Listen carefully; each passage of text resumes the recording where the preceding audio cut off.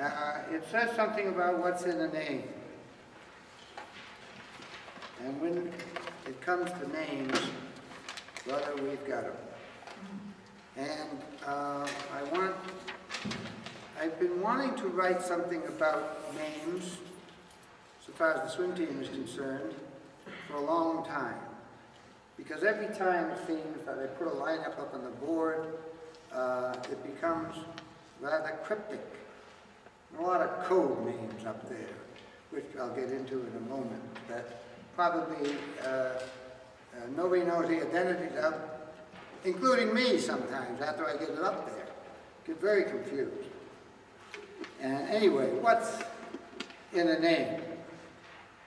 Maybe we can blame it all on Shakespeare. This name business, I mean.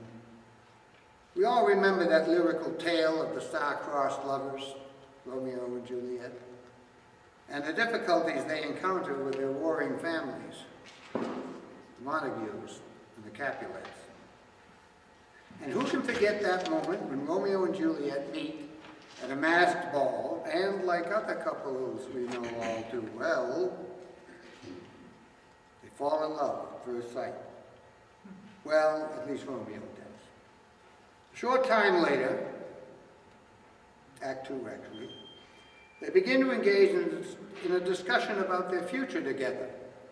The major obstacle to which is the enmity each family feels for the other.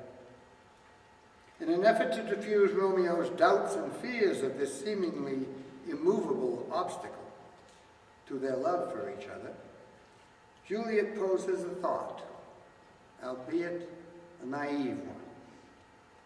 What's in a name, she says. That which we call a rose by any other name would surely smell as sweet. Well, who can argue with that logic? Besides, if it's an argument we want, we'd be better off to take issue with the line that follows. The lines that follow, actually. When Juliet asks Romeo to deny his father and instead be new baptized as her lover. That advice, however you may wish to criticize it, not only drives the central struggle and subsequent tragedy of the play, but the twofold dilemma that I face every day, namely the naming of names and their alter egos. So what does all this business have to do with you and me, the old coach, the mathematical wizard?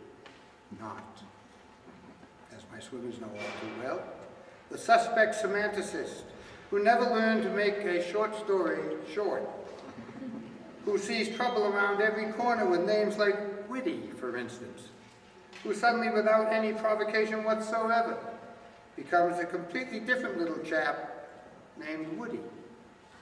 And as we all know, there are many others who are identified by different and confusing personas at one time or another. Tatley, who's Gatley, for instance, and Julie the Dilly from Philly. And there's Dunlap, who's really Duncan. Or I should say, there's Duncan, who's really Dunlap.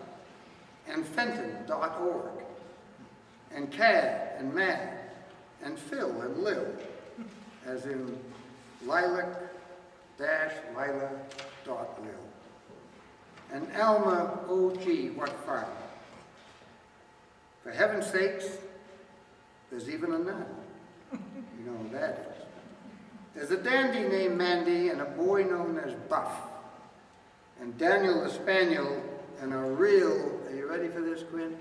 Mesomuff. Now there's the coinage of the evening. I meant to say mesomorph, but I couldn't work out the rhyme, you see. So anyway. Alger is always missing the missing. Speaking of missing, has anyone seen Pro? No. Or Carrillo? No, but yes, he's here tonight. For a change. No matter. There's Smiley. Guess who? I'll give you a hint. He's abstract, wears a mask, like the Lone Ranger. You can work it out for yourself. Well, anyway, there's Smiley and Wiley, Ulrich and Call, and a boy, J.P., who's known as John Paul. And of course, there's H squared, the Hebrew honey. If he were a Buddhist, we might call him a bunny, or even a honey bunny, whatever that is. Now here's a nice little foursome of fun. Silly and Sully, and Song and Run. Emily Summer. Scotty Boy Thyler is an enigma, though. Maybe better rhyme him with Megan Amijo, whose grandfather, by the way, was known as Army Joe, which fits the rhyme. That was the name. Check it out. There's Miss Pepperoni, and the Foxy one, and two little cut-ups who know who they are, and a whole host of divers who train from afar. Have you ever had an email from Jared? I didn't think so. You might have got one from Lexi, the Queen. One and the same, you see. The community service guru, which rhymes with a thing to do, as opposed to don't. And lastly, there's Coop and Maze, two captains fine. One all art and alphabet soup, if you wonder about that. And the other, number 9.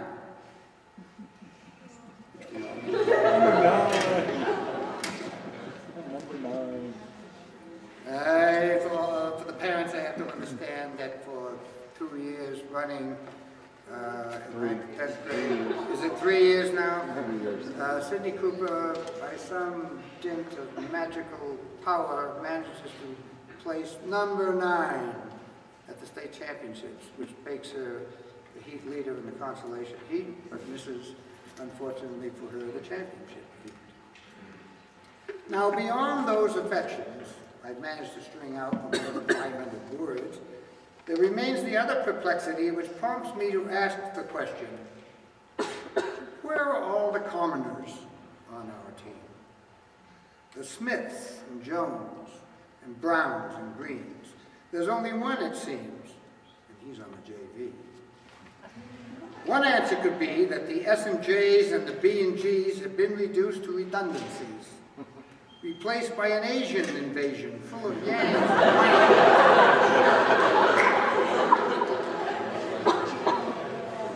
Let me back it up because the other line plays up. Gets better. Had been reduced to redundancies, replaced by an Asian invasion full of yangs and wangs and wongs and fongs. Last year we even had it wrong. Remember him, Vincent? And there's Joe and so-and-so, and Yoo-Hoo Lou, and Andrew Chu, not to mention that marvelous butterfly Kim and his friend, that sentimental gentleman named Lynn. I love this one. I don't think she's here tonight, too bad. And there's Amy Yee, or is it Ye, who's not that Asian. Well, Yee or Ye, either way, it's a toss-up. Like Robert E. Lee, like Robert E., you know who, there's Albert Lee, you see. And Eric Lee, who turns out to be a long E, since the letter I fails miserably. And why shouldn't H-O-U how, which rhymes with cow, but ends in O-U, be pronounced who? Why shouldn't it be pronounced who, as in you? Which suggests a perfect linguistic marriage between Jason Who and Yoo-Hoo Lou. Maybe there's an opportunity down the line for an elopement. Alas, we don't have a moto on our list, nor even a toto, for that matter. If we did, I'd have a reason and a rhyme for little Eileen Karamoto. You saw that coming. All this mission mash and how to tell who is who and whom began years ago with Michael, who passed himself off as Wham, It took some time for me to learn that Wang was not only wrong, but wrong. Literally, figuratively, linguistically, and unmitigatingly. Now if I can find my place. Will I ever master the ins and outs of Asian enunciation, I wonder? Will DNA be the only way to unravel what's right and what is wrong, and who is Wang and who is wrong? And whether Albert Yang is really Brian Lee, or vice versa. Or versa vice.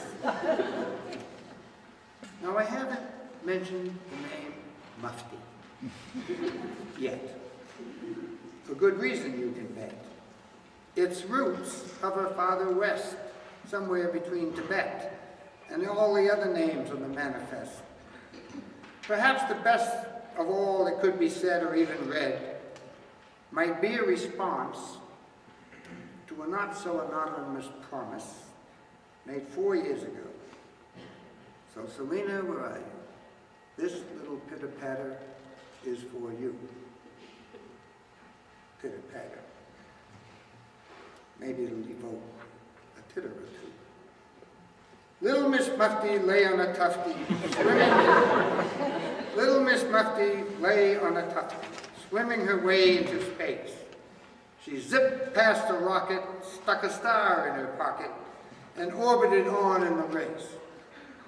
She swam past the cow who jumped over the moon, the cat and the fiddle, the dish and the spoon. She passed all the comets. And the Milky Way, and finally the place where night meets day. There's really little more to say, except a thought about divinity, since little Miss Mufti now swims in infinity. From me to you, after 4 years of forgetting about it. And Brother Sat? Well, he's prosaic, you know. You can find him on the outer edge of inner space searching for his sister, probably through a telescope. Breaking news has it that he's caught up with her somewhere between the Himalayas and the Arabian Gulf, which at best is where his genealogy rests. So at last I come to a final guy, Mr. Inimitable, my man Fan. There's no quandary here, my friends, only simplicity, felicity, and ease. A name that doesn't play around on some trapeze. Methinks the salvation in all of this is pure. A name that's, and I apologize for this, cool. A name that resonates with man. A name at last I can understand. No charade masquerading as deception, just a pure, simple, unmitigated perception. F-A-N, Fan. After all this harangue, I've got to confess I'm smitten with anything that sounds like it's written. Thank you very much.